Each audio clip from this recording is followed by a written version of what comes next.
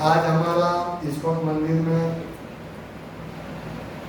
4:30 से आधे घंटे के लिए कीर्तन था और भक्तों ने पूरे उत्साह से उच्च स्वर से कीर्तन किया और सब भक्त नाचने लगे, सब भक्त जोर से हरे कृष्ण महामंत्र सब कीर्तन करने लगे। और अभी भी भक्त ने भजन गाया और कीर्तन किया, तो उच्च स्वर से कीर्तन किया और सब भक्त पूरे उत्साह से और हंसते हंसते कीर्तन कर रहे थे। तो ये कोई साधारण बात नहीं, इसका वर्णन भक्ति रसमृत सिंधु में है। अध्याय 27 में इसको अनुभव बोलते हैं, अनुभव के लक्षण। श्री रूप गोस्वामी कहते हैं भक्त में कृष्ण के प्रति भावमय प्रेम व्यक्त करने वाले शारीरिक लक्षण प्रकट होते हैं जिन्हें अनुभव कहा जाता है। अनुभव तो ये कोई सेंटिमेंटल चीज नहीं है कि आज ऐसे ही भक्त उत्साह से जोर से चिल्लाने लगे, कीर्तन नहीं, ये अनुभव है। तो अनुभव के प्रमुख उदाहरण है नाचना, भक्त नाचने लगते अपने आप भूमि पर लौटना, गिर जाते हैं, उच्च स्वर में गाना, जो आज भक्त उच्च स्वर में गा रहे थे, तो अनुभव है। अनुभव क्या है? कृष्ण के प्रति भावमय प्रेम व्यक्त करना। तो ये जब भक्त उच्च स्वर से गाते तो उनको कृष्ण के प्रति भाव है, प्रेम है, वो व्यक्त करते हैं। कोई भौतिक प्रसन्नता व्यक्त नहीं करते, ये अनुभव का लक्षण है। ऐसा नहीं है कि भक्त में अभी हम लोग में नहीं आ सकता, सब में आ सकता है, क्योंकि कृष्ण के प्रति प्रेम। आज जन्माष्टमी है और भक्त सब भगवान को, सब भक्त का उपवास है, भूखे हैं, फिर भी उच्च स्वर कहां से निकल रहा है? ये कृष्ण के प्रति प्रेम का लक्षण है। तो ये उच्च स्वर में गाना, ये तो आप लोग गा रहे थे, लेकिन इससे पहले मैंने नक्की किया था कि मैं इस पे बोलूंगा। देखिए ये अनुभव, आप सब अपना प्रेम प्रकट कर रहे थे भगवान के प्रति, तो ये कृष्ण की व्यवस्था है। ये मैं सिलेक्ट कर रहा था क्या मैं बोलूं, क्योंकि अनंत विषय है भगवान के बारे में, और हम हर रोज प्रतिदिन सुबह से शाम हम देखते, भगवत गीता पढ़ते हैं, भागवतम पढ़ते हैं, उसमें यही बात होता है। तो ये भगवान नक्की करते हैं, सिलेक्ट करते हैं कि क्या बोलना है। तो ये उच्च स्वर में गाना, ये इसका एक लक्षण है, इसका अनुभव का लक्षण है, भगवान के प्रति प्रेम व्यक्त करने का ये लक्षण है। तो इसमें इस अध्याय में कहते हैं उच्च स्वर से गाने के बारे में। एक गोपी ने कृष्ण को सूचना दी कि जब श्रीमती राधा रानी उनके गुणगान कर रही थी कृष्ण के, तो उनकी सारी शक्तियां इस प्रकार मंत्रमुग्ध हो गई, मानो जड़ हो गई। तो देखो जगत में कोई ऐसा धर्म नहीं है, हाँ? मैं आपको चोर है चोर, तो क्या बोलेगा ही मुझे चोर कहता है। लेकिन ये ऐसा धर्म है, सनातन धर्म है, जिसमें भगवान को चोर कहते हैं भक्त लोग और खुशी से। ये कैसा है? भगवान को चोर कहते हैं, कोई सहन करेगा? हम किसी धर्म को बोलेंगे कि चोर है तो पूरे पेपर में न्यूज आएगा। होता है रणछोड़ चोर, लेकिन भगवान इसका आस्वादन करते, भक्त उसका आस्वादन करते हैं। चौराग्रगणियां, चोर नहीं, चोर के अग्रणी बोलो तुम्हारे भगवान है, और तुम इसके लिए उपवास करते हो। जो चोर है, चौराग्रगणियां नमामि पुरुषम, उसको प्रणाम करते हो। ये है भक्तों का भाव, भक्तों का प्रेम। भगवान को चोर बोलते हो और भगवान भी हंसते हंसते हाँ मैं चोर हूं, चित्त चोर। सब भक्तों के हृदय को छोड़ लिया भगवान ने, कहाँ है तुम्हारा हृदय? तो ये उच्च स्वर से श्रीमती राधा ने जब उनका गुणगान कर रहे थे, तो जब भक्त भगवान के गुणगान करते हैं तो उनकी सारी शक्तियां इस प्रकार मंत्रमुग्ध हो गई, मानो जड़ हो गई, ऐसे स्तब्ध हो गए। जड़ हो जाते हैं। जैसे ये खंबा है, ये हिलेगा नहीं, जब हम कीर्तन करते थे हिलता नहीं है। ऐसे ही भक्त जब राधा रानी गुणगान कर रही थी तो स्तब्ध हो गए। तो ये है उच्च स्वर से गाने, अनुभव, कृष्ण के प्रति प्रेम। और जब वो कोई गाता है, जब उसको देखता है तो वो भी स्तब्ध हो जाता है। तो दोनों में तो ये कृष्ण के प्रति प्रेम, जो प्रेम, हम प्रेम के पीछे है ना, हमारे जीवन का लक्ष्य क्या है? जन्म मृत्यु से छूटना नहीं है।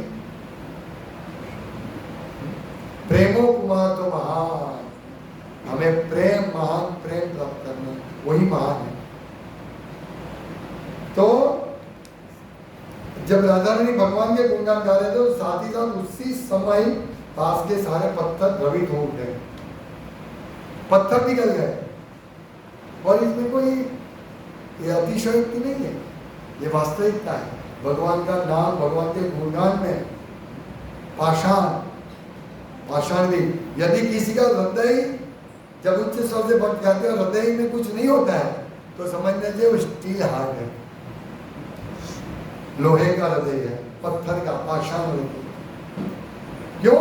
क्योंकि भगवान का नाम, भगवान का गुणगान से पत्थर भी पिघल जाते हैं। और ये बताते हैं उच्च स्वर से गाते हैं, अच्छा हुआ ये पिघल नहीं गए। अभी आगे बताते हैं, नारद मुनि हरे कृष्ण महामंत्र का कीर्तन इतने उच्च स्वर से कर रहे थे मानो भगवान नुष्य प्रकट हुए हो। सोचिए, मतलब हम समझते हैं नारद मुनि वो सौम्य है, लेकिन जब उनमें भाव प्रकट होता है, भगवान के प्रति तीव्र प्रेम प्रकट होता है, तो जैसे भगवत काल हरे कृष्णा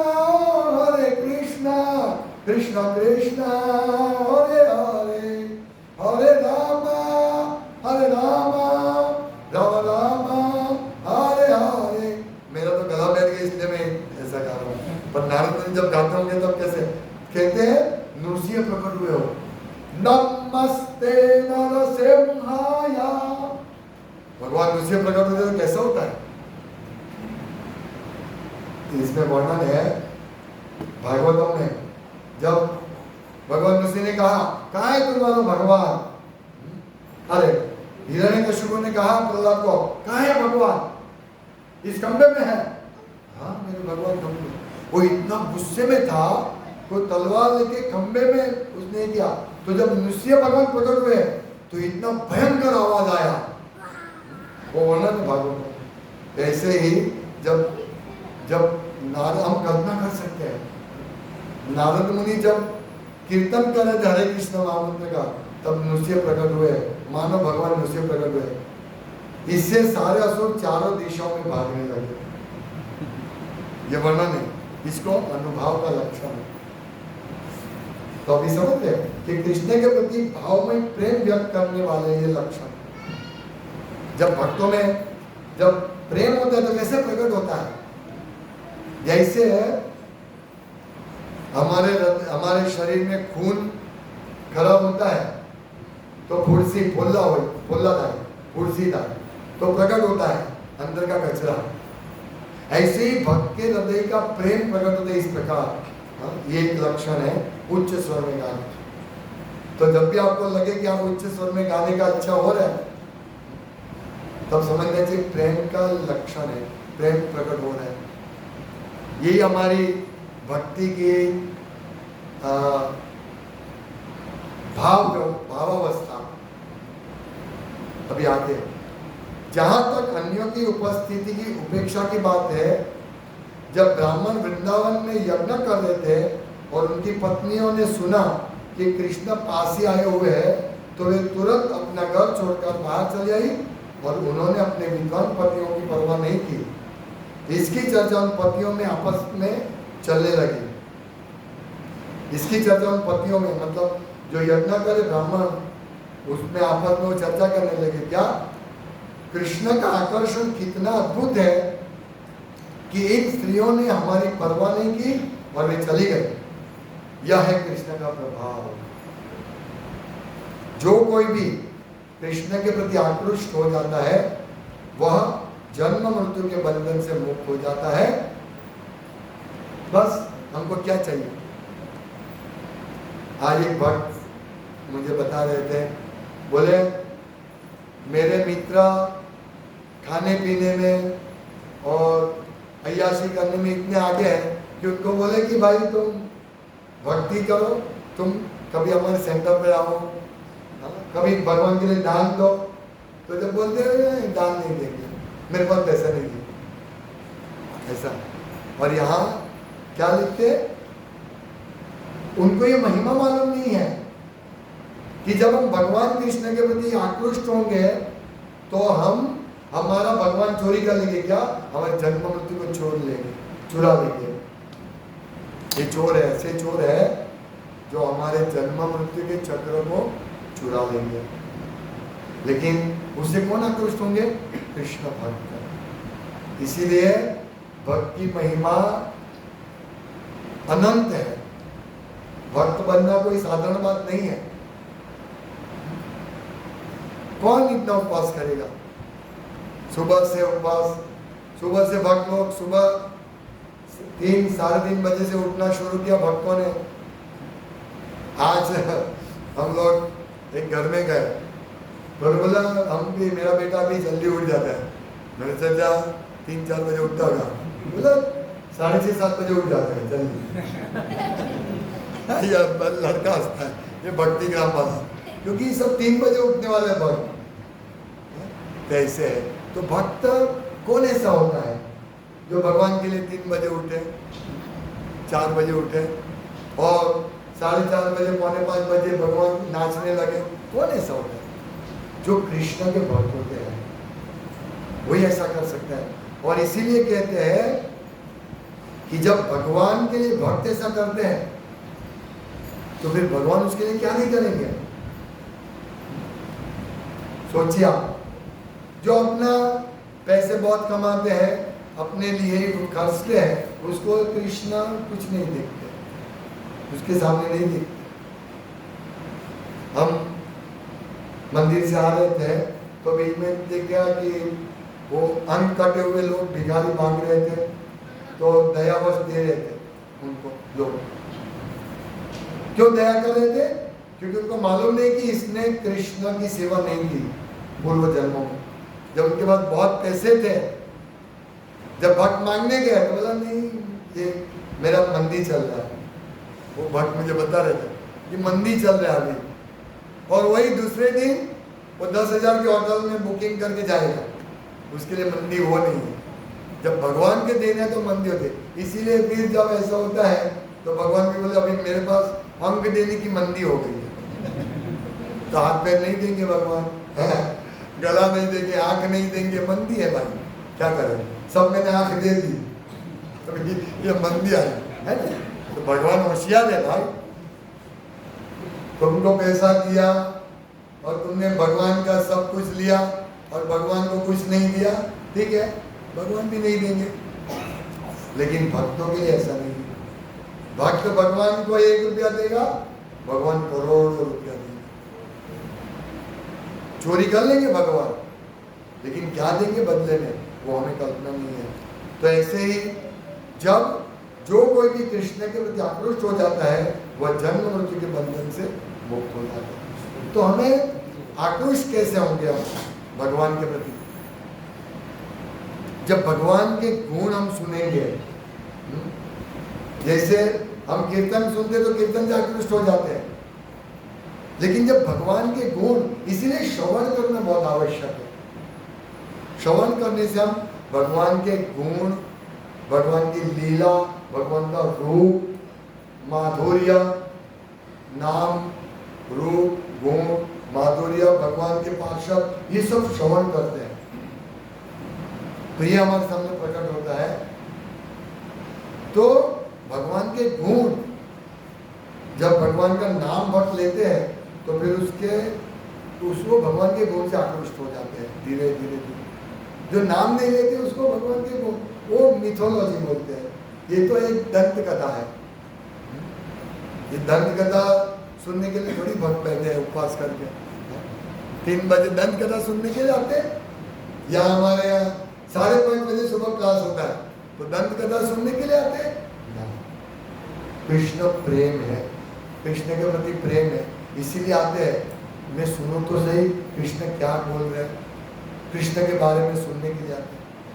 तो देखिए जब वो भक्त इस प्रकार आते हैं तो भगवान कृतज्ञ बन जाते हैं। उनका एक लक्षण, एक गुण है भगवान का कृतज्ञ। जो व्यक्ति अपने मित्र के लाभप्रद कार्यों से सचेत रहता है और उसकी सेवा को कभी नहीं भूलता, वह कृतज्ञ कहलाता है। यानी कोई व्यक्ति किसी को लाभ देता है तो वो कभी भी उसको बोलो उसने मुझे ये मेरा मदद की थी, मुझे मदद। महाभारत में कृष्ण कहते हैं, सुनने जैसा बहुत सुंदर कृतज्ञता भगवान। जब मैं द्रौपदी से दूर था तो उसने हे गोविंद कहकर पुकारा, उसकी उस पुकार ने मुझे उसका ऋणी बना दिया। लो हे गोविंद सिर्फ इतना बोला, पर कैसी अवस्था में? लाचार अवस्था में, अन्याभिलाषिता शून्य, और मुझे बचाने वाले कोई नहीं है। उस अवस्था में हे गोविंद बुलाया तो भगवान क्या कहते हैं? ये महाभारत में है, उसकी पुकार ने मुझे उसका ऋणी बना दिया और वह ऋण भाव मेरे हृदय में क्रमशः बढ़ता जा रहा है। देखो इसको कृतज्ञता बोलते हैं। कृष्ण का यह वाक्य इसका प्रमाण है कि भगवान को हे कृष्ण हे गोविंद के संबोधन से किस तरह प्रसन्न किया जा सकता है। आगे लिखते हैं, हरे कृष्णा कृष्णा कृष्णा हरे हरे, हरे राम राम राम हरे हरे। यह महामंत्र भी भगवान तथा उनकी शक्ति का संबोधन है, पुकार है। अतएव ऐसे व्यक्ति के प्रति जो भगवान तथा उनकी शक्ति को संबोधित करने में निरंतर लगा रहता है, हम यह कल्पना कर सकते हैं कि भगवान कितने कृतज्ञ है। एक बार द्रौपदी ने बोला हे गोविंदा तो भगवान ऋणी हो गए। बोले मैं कैसे ये ऋण चुकाऊं, कैसे मैं ऋण चुकाऊं, इसको बोलते कृतज्ञता। तो सोचिए जो भक्त हरे कृष्ण महामंत्र की 16 माला करते हैं उसकी क्या बात करें। वो कभी कभी भक्त को बोलते हैं देखिए पूरे दिन माला पकड़ के बैठा है, क्योंकि भक्ति माला रह जाते तो या एक्स्ट्रा माला करते हैं। भक्त जब टाइम मिलता है तो गप्पा नहीं मारता है, वो माला करता है, एक्स्ट्रा माला करता है। या सुबह नहीं होती तो दोपहर को करता है, दोपहर नहीं तो रात को करता है। तो लोग बोलते हैं क्या माला पकड़ के रखता है, लेकिन नहीं, भक्त बहुत होशियार है। भक्त को ये नहीं मत समझो।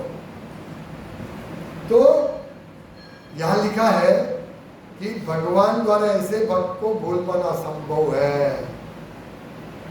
जो भक्त भगवान का नाम पुकारता है उसको भगवान नहीं भूलते हैं, चाहे वो नींद में क्यों नहीं। आज मैं माला कर रहा था, 2 दिन से मैं माला कर रहा हूँ, सपना ही आ जाता, नींद ही आ जाती है, मालूम नहीं कैसे। जैसे माला करते हैं तुरंत सपना आ जाते हैं, फिर तुरंत वापस आ जाते हैं, हरे कृष्ण। फिर भी भगवान उसको भूलते नहीं है। सोचिए, तो जो प्रेम से हमारे वो अवस्था हमको प्राप्त करनी है कि प्रेम से हम भगवान का नाम ले। माला हो गया, कितना करते? 2 माला, 2 माला नहीं, 16 माला करो, 16 माला करो। कैसे करो? नारद मुनि की तरह, जैसे नृत्य प्रकट हो जाए ऐसा कीर्तन करो, माला करो, तो भगवान कृतज्ञ है। वो हमको कभी नहीं बोले, वो भूलना चाहे तो भी नहीं भूले, क्योंकि यहाँ लिखा है, प्रभुपाद लिखते भगवान द्वारा ऐसे भक्त को भूल पाना असंभव है। सोचिए, अरे भाई हमको क्या भगवान याद करेंगे? नहीं, भगवान हमको याद करते हैं। ये लिखा है, प्रमाण है, शास्त्र प्रमाण है। इस श्लोक में स्पष्ट कहा गया है कि जो भगवान को संबोधित करता है वह उनका ध्यान तुरंत आक्रोश कर लेता है और वे सदैव उसके कृतज्ञ बने रहते हैं। ये क्या बात है, कितना बड़ा गुण है भगवान का गुण। अभी सोचिए, एक गुण ऐसा है तो भगवान तो वो अगणित राम रामायण अगणित गुणगण भूषित राम, अगणित गुण भगवान के। एक गुण से हम लोग इतने उत्साहित हो गए, सब भक्त उत्साहित हो गए, कल से मैं माला नारद मुनि की तरह करूंगा, है कि नहीं? ऐसा उत्साह हो जाना चाहिए। कैसे अगणित गुणगण भूषित राम, ये है भगवान। तो इसीलिए भक्त तो भक्ति भगवान ये जो 16 माला भगवान की माला जो करते हैं तो कोई साधारण जीव थोड़ी है। ब्रह्मांड में वो विशेष जीव है जो जिनको भगवान अपनी भक्ति देते हैं। इसीलिए जो 16 माला करते हैं ना, वो विशेष जीव है, स्पेशल जीव। अभी हम पुस्तक वितरण कर रहे थे तो सीढ़ी में सीढ़ी बजने लगी, ए हटो हटो हटो हटो। क्यों? पुलिस आ रही थी, मंदिर की सीढ़ी तक पुलिस को। क्यों? वो विशेष व्यक्ति है। हमारे भक्त सब हटो हटो हटो हटो, ये विशेष व्यक्ति आ रहा है।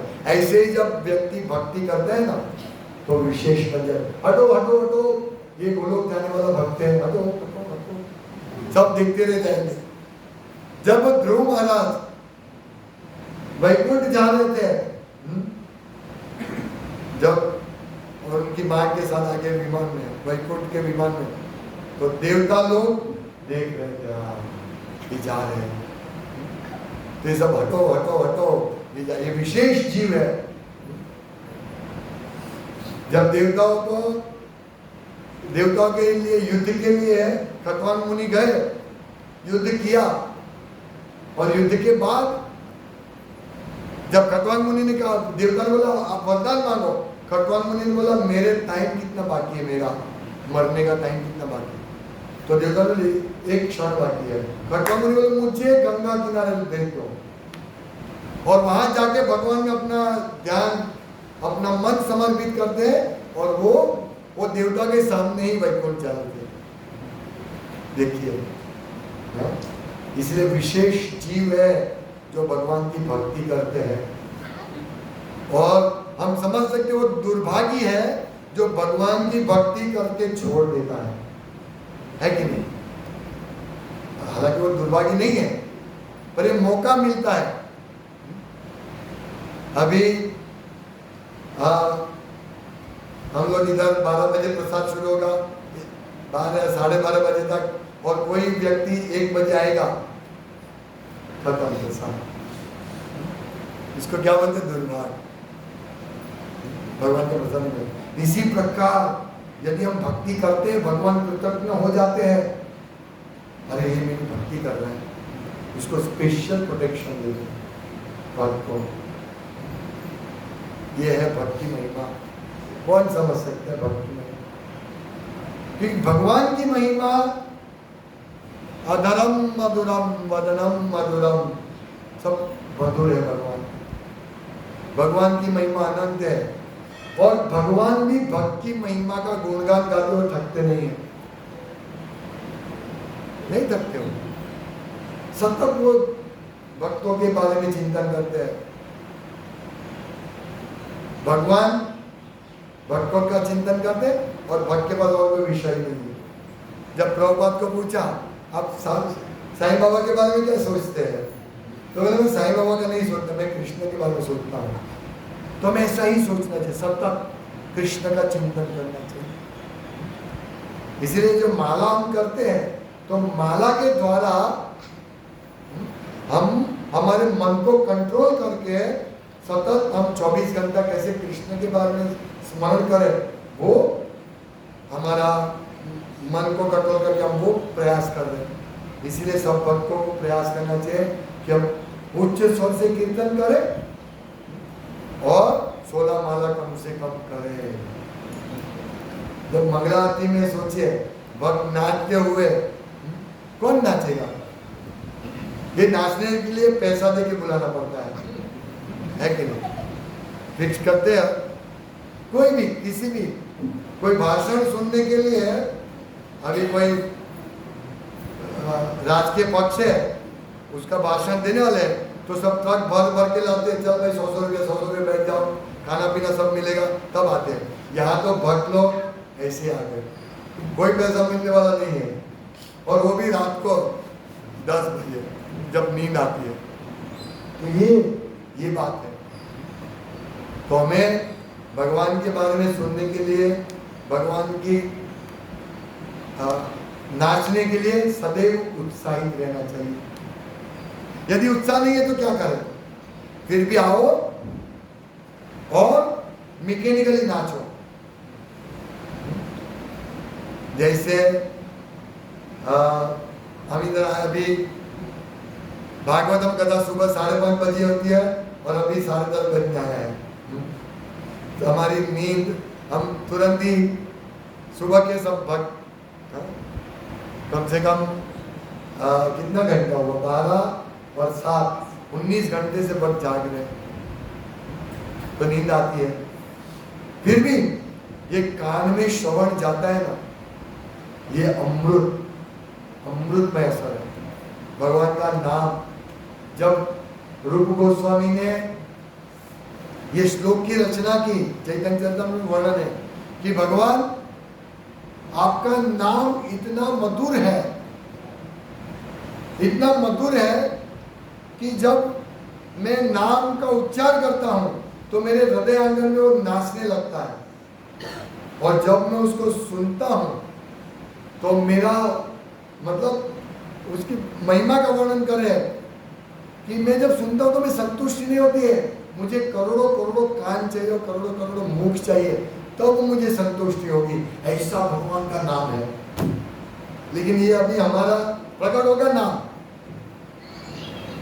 जितने भी भक्त 16 माला कर रहे हैं ना, इसकी ऐसी अवस्था आएगी और वो बोलेगा, अरे भगवान, ब्रह्मा जी को बोलेगा, 1 कान क्यों दिया, 2 कान क्यों दिया, करोड़ों कान दो। हमको ये अवस्था लानी है कि नहीं लानी है ना? आएगी, जरूर आएगी। जो हम हर संडे कर रहे, जन्माष्टमी किया, सुबह से शाम भगवान की सेवा, ये अवस्था जरूर आएगी। और ऐसी अवस्था आएगी, कृष्ण बोलेंगे। अभी हम लोग भगवत गीता पढ़ते, भागवतम पढ़ते, चैतन्य चरितामृत पढ़ते, कभी प्रार्थना करते, तो कभी कभी आंख में से आंसू निकल जाते हैं, है कि नहीं? भक्तों का कभी ऐसा सुनते भागवतम में, या ऐसे भगवान के लक्षण सुनते, तो भक्तों की आंखों में से आंसू निकलते हैं। कितने भक्तों को ऐसा होता है? सबको होता होगा। ये होना चाहिए। पर कभी कभी भक्त प्रकट नहीं करते हैं, लेकिन ये होता है। और ये इस प्रकार की जो भावना है वो एक दिन परमानेंट हो जाएगी। लेकिन भक्त उसके लिए नहीं करते सेवा, क्योंकि उसको बाधा समझता है। जब दारूक भगवान को चामर डुला रहे थे, तो वो सेवा करे तो उसको भाव प्रकट हो गया, तो स्तब्ध हो गए, तो सोचने लगा, ओ इसकी वजह से मेरी सेवा रुक रही है। ऐसा ही भक्त को कोई इंटरेस्ट नहीं है आंख में से आंसू निकले या भाव प्रकट हो, उसको एक ही इंटरेस्ट है, भगवान की सेवा, भगवान की प्रसन्नता। बस आज हमारे भक्त मंदिर में आधा घंटा कीर्तन किया, लेकिन इतना उत्साह से कीर्तन किया कि सब नाचने लगे, और जैसे ही कीर्तन खत्म हुआ तो वह वायलिन चालू हो गया, उसमें सबको मजा आ गया। एक भक्त कीर्तन कर रहा है और एक लड़की उसको गा रही दूसरे माइक में। इससे भगवान प्रसन्न नहीं होंगे।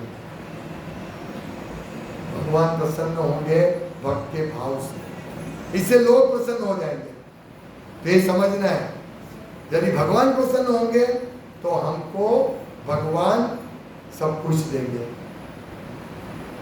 भगवान उनको भूलेंगे नहीं। बोलो भले बीजू बधु પણ મા બાપને ભૂલશો નહીં, એવી કહેવત છે ને ગુજરાતીમાં। પણ ભગવાન શું કહે છે? ભૂલો ભલે બીજું બધું પણ ભક્તને ભૂલીશ નહીં। આ ભગવાનનું વચન છે। ભગવાન પ્રયાસ કરે તો પણ નહીં ભૂલે। ભગવાનને કશામાં આસક્તિ નથી। आपने हमने कथा, अभी हमारी कथा चल रही है जिसमें भगवान सब रानियों को छोड़ के वैकुंठ धाम जाने की तैयारी कर रहे हैं और एक पीपल के पेड़ तले बैठ जाते हैं और वहां से उद्धव जी और मैत्रेय ऋषि, 3 लोग हैं, भगवान, उद्धव जी और मैत्रेय ऋषि। भगवान प्रशांत एकदम, कोई उनके दुख का चिन्ह नहीं है। भगवान आसक्त नहीं है, फिर भी भगवान भक्त की राह देखते हैं, उसमें आसक्त है भगवान। यहाँ श्याम सुंदर क्यों खड़े हैं? वो देख रहे, आओ आओ, वो हमारे में आसक्त है। जो भक्ति करते हैं, जो भगवान का नाम लेते हैं, उसमें आसक्त है ये श्याम सुंदर। भक्तों के लिए आसक्त है, मेरी भक्ति करो, मन मना भव पद भक्तो ममे वांशो जीव लो, ये तुम मेरे अंश हो।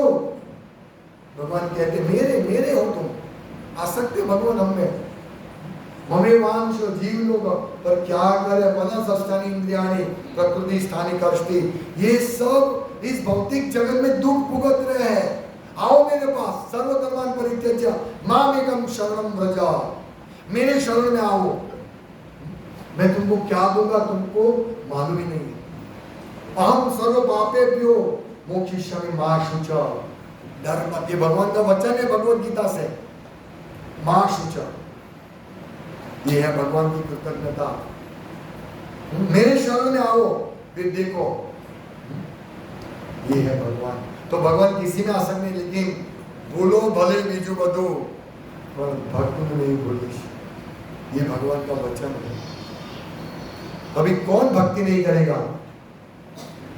कौन भगवान का गुणगान नहीं गाएगा? मूर्ख होगा वही, लेकिन भक्त कभी मूर्ख नहीं होते। लोग सोचते, ज्ञानी सोचते हैं हम बड़ा ज्ञान है, वो निराकारवादी है, उनको निराकार का ज्ञान है। बोलते भक्त क्या है? देखो सुबह से शाम माला लेके बैठते हैं और कीर्तन करते भावुकता की तरह, ये लाइन में खड़े रह के दर्शन करने आते हैं। ये में ज्ञान चाहिए, ज्ञान। भगवान के इधर आने से कोई फायदा नहीं, ऐसा बोलते हैं ज्ञानी। लेकिन भक्त ये, तो ये हमको भगवान के भक्त बनने हैं। कैसे भक्त बनने हैं? सुदामा की तरह, जब सुदामा रिटर्न में जा रहे थे, भगवान को मिलने आए, भगवान बोले क्या लाए भाई? तो शर्मा रहे थे, क्योंकि भगवान का महल जिसका वर्णन हमने सुबह नहीं देखा, भगवान के ऐश्वर्य का वर्णन, भगवान कितने सुखी है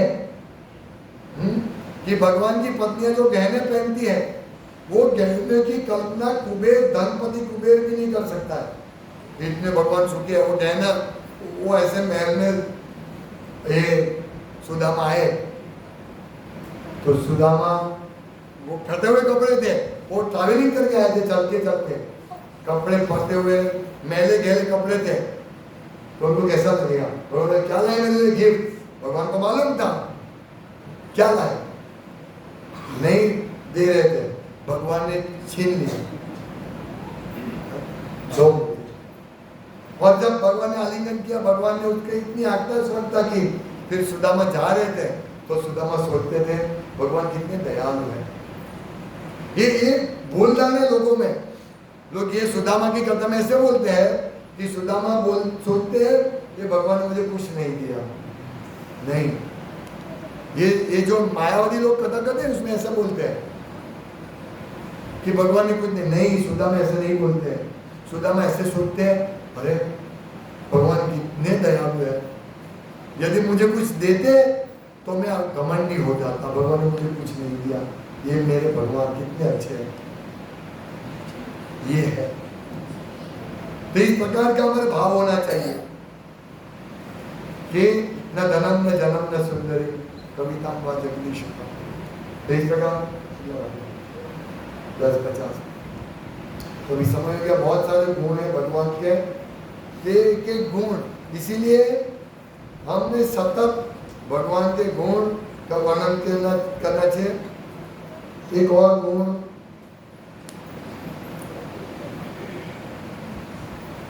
हाँ, एक बहुत सुंदर गुण देखिए, भगवान भद्र विनम्र भगवान।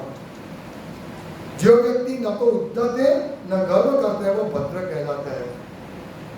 वो गर्व नहीं करते, भगवान कहते गर्व कहते हैं भगवान, और यहाँ कहते भगवान गर्व नहीं करते हैं। भगवान के हम सर्वस्व प्रभवा, ये सब मेरे में से आता है। मत परतरम नान्य, मेरे से श्रेष्ठ कोई नहीं है, सब मेरे से नीचे है। ये गर्व है? नहीं, ये गर्व नहीं है, ये रियल ज्ञान है। एक बार मेरा मित्र बोलता था कि ये भगवत गीता में भगवान हर जगह ऐसा बोलता है, मैं हूं, मेरी भक्ति करो, मेरा स्मरण करो। कितने देखो घमंड से बोलते हैं, घमंड है वो भगवान। बोला नहीं, बोला नहीं घमंड है।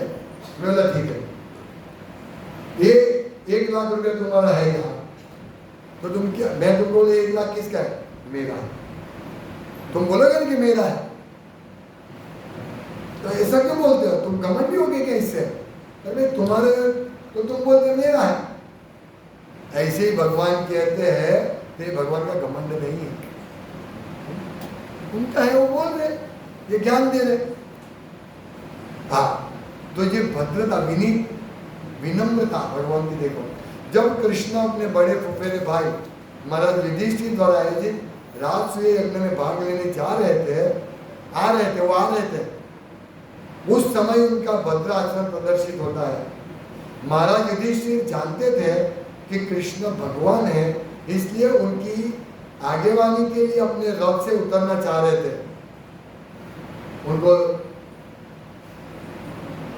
जब आए थे तब वो उतरना चाहते थे, किंतु युधिष्ठिर द्वारा रथ से उतरने के पूर्व ही कृष्ण अपने रथ से उतर आए और तुरंत राजा के चरणों में गिर पड़े, क्योंकि बड़े भाई थे, उनसे बड़े थे, मामा के लड़के थे। चरणों में गिर पड़े।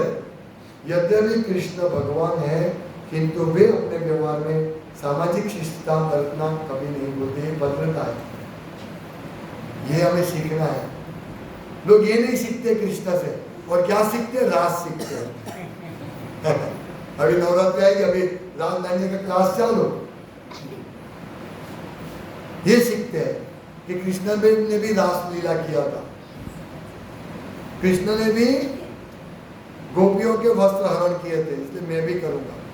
ये क्यों सीखते? उससे पहले वो सीखो ना, भगवान ने गोवर्धन धारण किया, वो सीखो। वो सीखना नहीं है, उसको यही दिखता है, उसको यही दिखता है।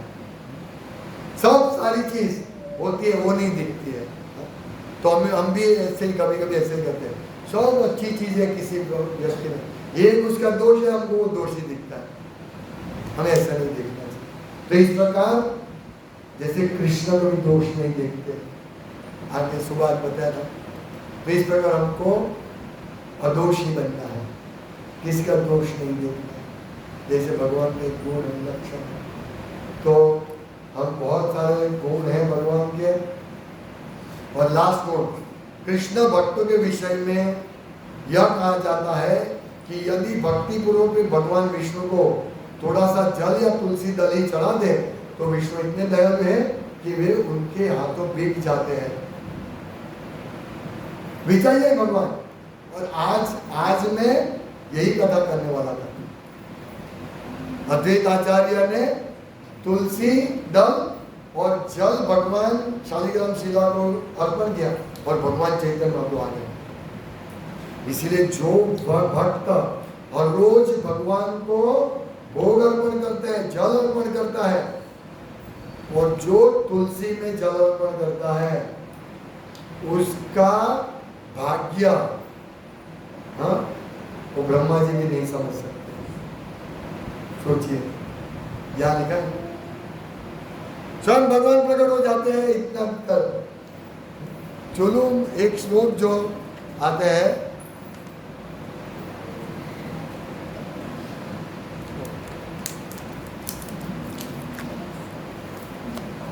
श्लोक है ना, भूल गया नहीं। चलो मत, सिर्फ थोड़ा सा जल अर्पण करने से भगवान को कहाँ गया? नहीं नहीं नहीं, हाँ,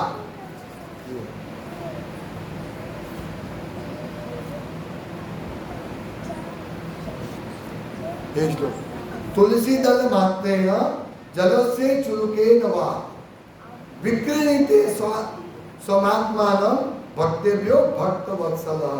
अपने भक्तों के प्रति अत्यंत वत्सल श्री कृष्ण अपने आप को उस भक्त के हाथ बेच देते हैं जो उन्हें केवल तुलसी दल तथा एक अंजलि भर जल अर्पित करता है।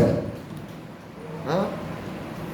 सोचिए, तो जो भक्त रोज प्रतिदिन भगवान को भोग अर्पण करता है उसकी बात क्या करें? ये है, ये तो हमारा श्लोक नहीं है, तो भागवतम चैतन्य चरितमृत का श्लोक है, गौतमी पुराण से लिखा। तो इस प्रकार इस महान भगवान, अद्भुत भगवान, दिव्य भगवान, गुण अगणित गुण भूषित भगवान, उसको हम उसकी भक्ति तीव्रता से करें। अगर नहीं कर रहे तो आज से शुरू करें। हाँ, आज से दृढ़ निश्चय ले कि नहीं, मैं 16 माला अच्छी तरह करूंगा, मैं भगवान को भोग अर्पण करूंगा, मैं रोज भगवत गीता पढ़ूंगा, भागवतम पढ़ूंगा। यदि मैं माला नहीं करता हूं तो मैं आज से माला शुरू करता हूं, आज से। इस प्रकार भगवान के भक्ति करने से बहुत लाभ है, बहुत लाभ है। हम लाभ के लिए नहीं करते, हम एक लाभ करने के लिए, प्रेम, मतलब भगवान प्रसन्न हो। प्रेम भी नहीं मिलेगा चलेगा, भगवान प्रसन्न होने चाहिए, बस। ये अन्य अभिलाषा, एक ही अभिलाषा, भगवान प्रसन्न करने के लिए हम भक्ति करें। तो आज से हम निश्चय करें कि हम भगवान की भक्ति ऐसे करें। हरे कृष्णा कृष्णा कृष्णा हरे हरे, हरे राम राम राम हरे हरे। श्री श्री राधा श्याम सुंदर भगवान के, जगत गुरु श्रीला प्रभुपाद के।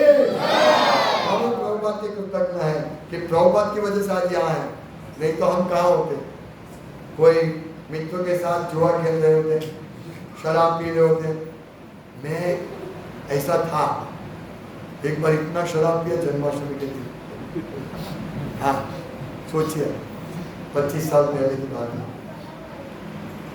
जुआ खेला, शराब पिया, चलने का भाग नहीं था, ऐसा था मैं। आज प्रभुपाद कहाँ से कहाँ पहुँच गए, इसीलिए भक्ति करो। हरे